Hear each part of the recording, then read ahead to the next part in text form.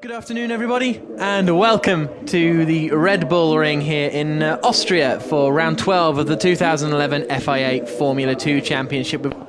We're away. Jack Clark had a little bit of a jump start potentially, but anyway, up at the front, Ramon's got a great start and he's looking towards the inside line. Is he going to take the lead away from Christopher Zanella? Mihai Marinescu is up into third place, past Bortolotti. No, Bortolotti holds it around the outside. Aman Ibrahim spins in the midfield and collects Jack Clark, who loses his front wing. Everyone else sneaks through okay by the looks of things, but Zanella is still coming under pressure from Ramon Pinheiro. Up the hill towards turn 2. Is Ramon going to break early and try and get the cut back? We'll have to wait and see. Through the corner they come. Snegerev is up to fourth. Zanella goes wide. Ramon Pinheiro takes the lead. Bortolotti's in there as well. We've got a spinner at the back. That's Miki Monras is facing the wrong way. So the man to watch, according to James Gornall, is out at turn 2. But now it's side by side between Bortolotti and Zanella, and Bortolotti's through. So a disastrous couple of corners for Christopher Zanella. He went in too deep on the brakes, and then he's going to be under pressure from Mihai Marinescu. There we've got Bacchetta battling with fellow newcomer Rene Binder. But what happened to Miki Monras up there at turn 2? Here's a replay of the start. I think we're just going to see, someone gets out of shape. It's Ibrahim just gets out of shape on the brakes.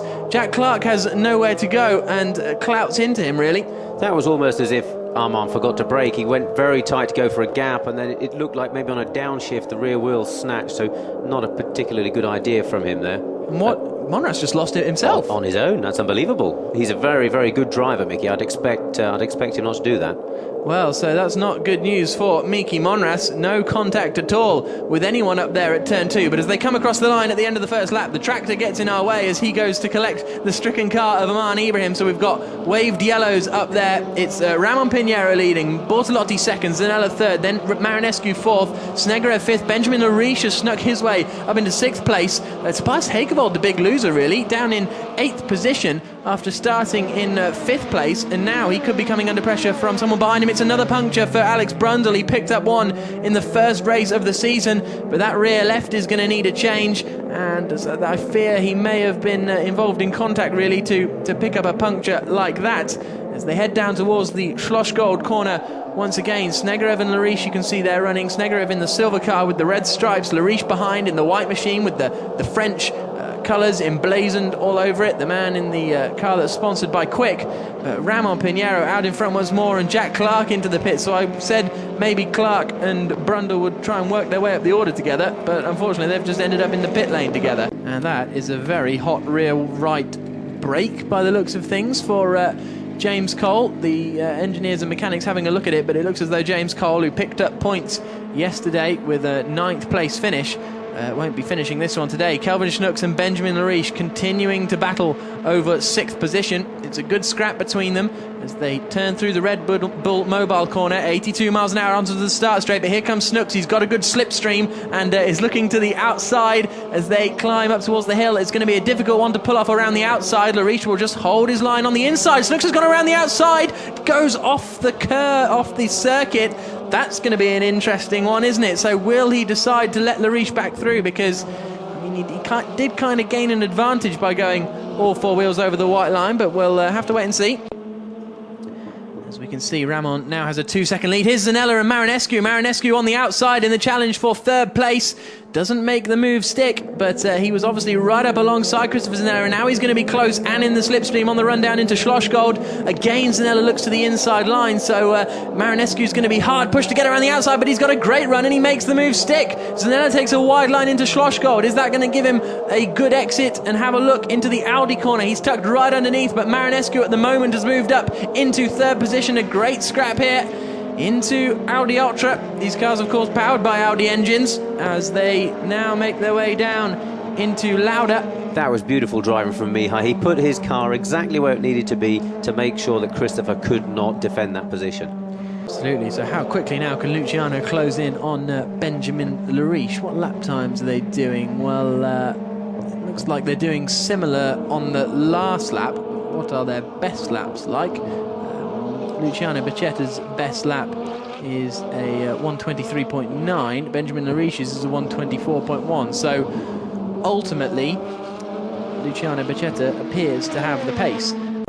Outside the top 10, then we've got Julian Theobald in 11th. Miki Monras is now up into 12th place. Yes, he's just got past Rene Binder, and he's not too far off the points now, Miki Monras, is he? He's some 3 seconds behind Julian Theobald, but lapping well, that last lap doesn't really tell us. What's Miki Monras's best lap is a 23.1, so he could potentially lap about 0.6 of a second quicker than the drivers in front of him. So don't be too surprised if Miki Monras is challenging for some points come the end of the race after his spin up at turn 2 on the first lap, completely unaided.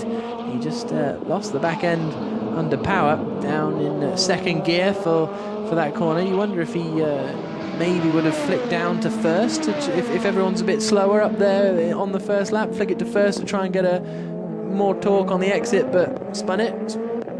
Well, first would be a little bit low, I think. It might have just got caught out. The rear tyres might not have been as hot as he thought they were, and all he had to do is try to pull it tight to avoid another car, and round he goes. Yeah, absolutely. So Christopher Zanella still lying in 4th place, so this is going to give Bortolotti 18 points and Zanella 12, so it's going to be another 6 points extended at the top of the championship for Mirko Bortolotti, which is Hegerwald again pushed onto the grass on the inside on the run up to turn 2. He's gone for exactly the same move again. Bacchetta is now with Mikkel Mack, but Snegerev goes wide, and surely Hegerwald takes that position. Yes, he does. So that late manoeuvre up the inside, although it was a bit bandity, it put Snegerev off, which sent him a little bit wide. Here's the replay, and he was almost alongside, but very close to being on the grass as well.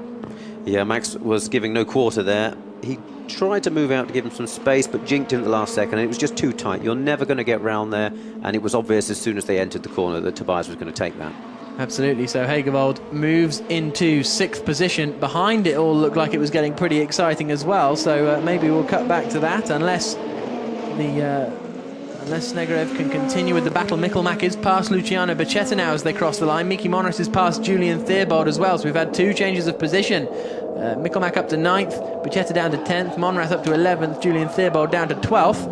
But Ramon Pinheiro still out there in the lead of this race. Car 8 now getting a warning flag, which is Plamen Kralev going off the circuit at turns 1 and turns 8. He was in trouble for that in first qualifying. Here's Sung Hak Mun now battling with Johannes Theobald. This is a good drive from Sung Hak Mun. Theobald's going to get the cutback though, and they're going to go side by side up towards turn 2. Hasn't quite got enough of an overlap, and it's going to be very, very interesting. He'll tuck back into the slipstream now, just get a little more burst of slipstream, and then late on the brakes from Theobald. Is he going to make it through? Yes, he is. So he holds on to that 16th position, and it's the two drivers that have emerged as the dominant force in this closing stage of the season, with Zanella and Miki Monras both showing flashes of early promise, but these two really in the last few races have consistently been up at the front. We've got 3 retirements so far today. Aman Ibrahim, 4 I think actually. Aman Ibrahim, Jack Clark, Alex Brundle and Sung Hak Mun, and James Cole. I'm not sure if James Cole came back out after we saw him in the brakes with a hot rear wheel, but Ramon Pinheiro comes out of the final corner for the final time. It's going to be a perfect weekend for Ramon. 2 wins, and he's won 3 of the last 3 races. He takes the checkered flag here at the Red Bull Ring. Mirko Bortolotti finishes in 2nd place, setting the fastest lap of the race on that final lap. Fantastic performance from Bortolotti to pick up another 2nd. Mihai Marinescu comes home in 3rd place. So our podium is exactly the same as yesterday, but it was a very different race indeed. Still, these battles rage on, but I think it's all over because Benjamin Lariche, unless he makes a mistake into the final corner, isn't going to get taken by Mikkel Mack. Out to the final corner they come. Lariche holds on to that 8th position, just ahead of Mikkel Mack. What about Bacchetta and Monras? It's going to be nose to tail, but Bacchetta does take it then. That 10th position, that final point by just less than 0.3 of a second. Ramon, well done. You're absolutely on fire. 3 on the trot now. Well, yeah, man. I tried to take each race at each time. Just could get 3 wins today. I think was my hardest race, that I won. Mirko was pushing like a mad, and I had to do the same to get the win. So it was like 26 laps of qualifying laps all the time, and it's hard in the head, but just could get the gap, stay on it, and take it back home.